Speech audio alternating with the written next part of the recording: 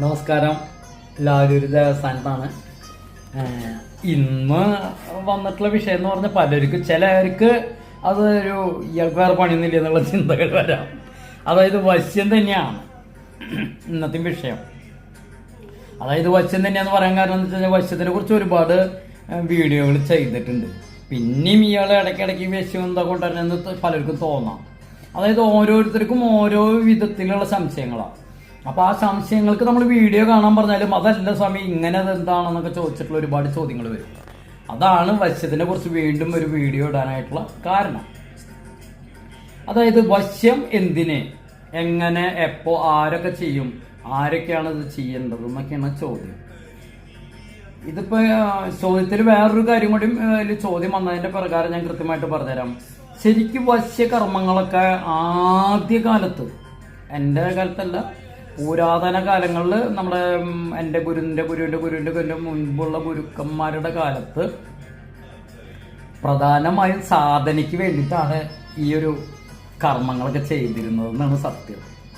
അതായത് ഇതൊരു പാക്കേജ് പോലെയാണ്.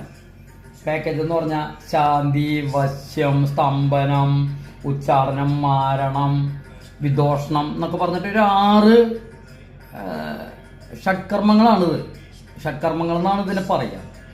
അതായത് ഞാൻ എൻ്റെ മൂർത്തിനെ ഉപാസിക്കുന്നു, സാധന ചെയ്യുന്നു എന്നാ പറയാം. ഈ സാധനയ്ക്ക് വേണ്ടിയിട്ടാണ് ഇതിനൊക്കെ ഉപയോഗിച്ചിട്ടുണ്ടിരുന്നത്. സാധന എന്ന് പറഞ്ഞാൽ ഞാൻ സാധനയ്ക്കായിട്ടിരിക്കുന്ന സമയത്ത് എനിക്ക് എൻ്റെ ഉള്ളിലേക്ക്, അതായത് നമ്മൾ ഇപ്പോൾ പലരും പറയണേക്കാലോ, കോട്ടുവാ വരുന്നു, ആ ചിന്തകൾ വരുന്നു, മറ്റുള്ള ചിന്തകൾ, ആ ചിന്തകൾ വരുന്നു, അത് കാരണം എനിക്ക് ജപിക്കാൻ പറ്റുമെങ്കിൽ സ്വാമി എന്നൊക്കെ പറഞ്ഞാൽ അതിൻ്റെയും കൂടിയിട്ട് ഒരു മറുപടി ആയിട്ട് കണക്കാക്കാതെ.